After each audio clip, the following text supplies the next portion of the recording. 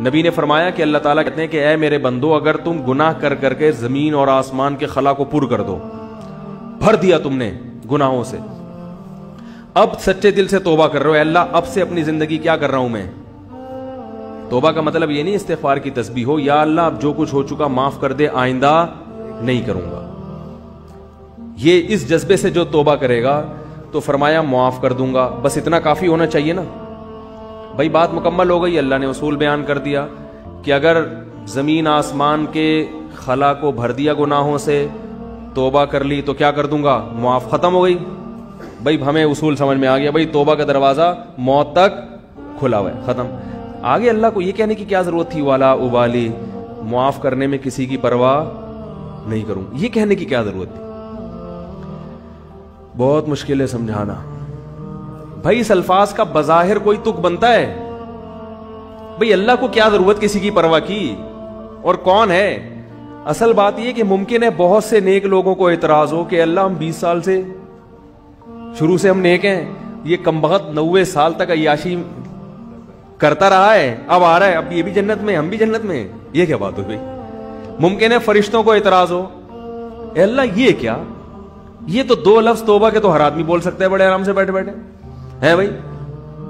مثال کے طور پر ابھی جو کیسز چل رہے ہیں مختلف ہمارے سیاستدانوں پہ، اگر وہ کہتے ہیں ہم معافی مانگتے ہیں قوم کے سامنے، قوم چھوڑے گی؟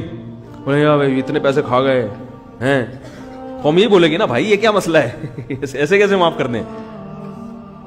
کیا خیال ہے بھائی. یا کسی نے اور جرائم کیے ہوں، بہت سارے کیسز چل رہے ہوں، وہ 2 لفظ بولے معاف کر دو، تو عجیب بات ہے کہ معافی مانگنے کے لیے بھی یہ لوگ تیار نہیں ہوتے.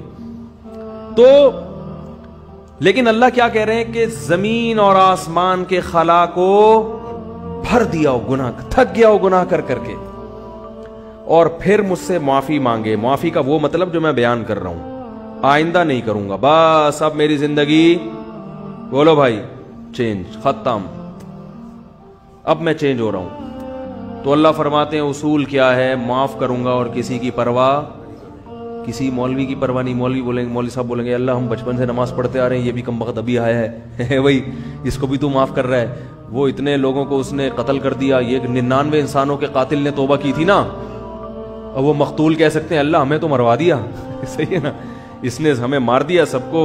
100 راہب کہے گا کہ میں نے اس کو بولا تھا کہ توبہ نہیں ہو سکتی، سینچری پوری کر کے اس نے مجھے بھی قتل کر دیا. وہ حدیث میں واقعہ آتا ہے نا، لیکن 99 انسانوں کو ایک شخص نے قتل کیا.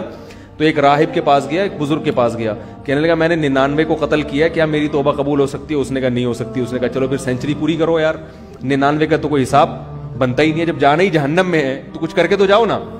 راہب کو بھی مار دیا ٹھیک ہے نا، 100 آدمی قتل کر دیے. پھر کسی عالم کے پاس گیا، بھئی میں نے 100 انسانوں کا قتل کیا، کیا میری توبہ قبول ہو سکتی ہے؟ اس عالم نے کہا کیوں نہیں ہو سکتی بھائی، اللہ سے معافی مانگ رہے ہو، اللہ معاف کرنے والا ہے، توبہ کرو.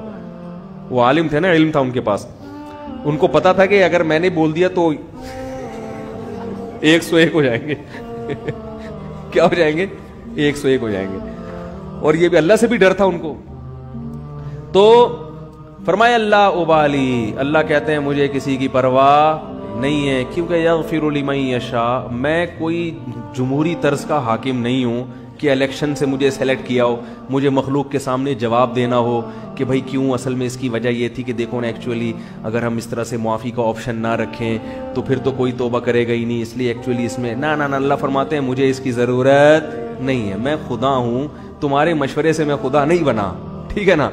تو میں نے شروع میں لکھ دیا تھا کہ میری رحمت میرے غصے پہ غالب. یہ تمہاری اسمبلی نہیں ہے کہ ہر تھوڑے دن میں آئین چینج ہو رہا ہے. 73 کے آئین کے تناظر میں کچھ اور تھا اور 75 کے آئین کے تناظر میں، تو یہ اسمبلی تھوڑی ہے.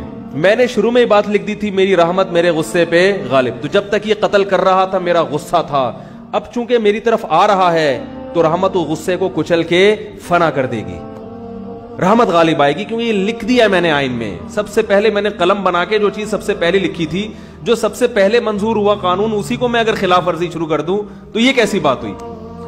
تو لا ابالی، کسی کی پرواہ نہیں کروں.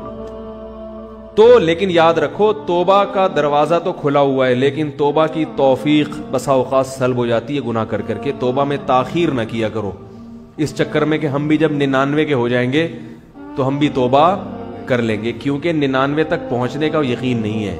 کچھ پتہ نہیں کب موت آ جائے. اور دوسری بات یہ کہ ضروری نہیں کہ ہمیشہ توبہ کا جذبہ بھی پیدا ہو. ابھی اگر جذبہ ہے, یہ جذبہ ضروری نہیں کہ برقرار رہے.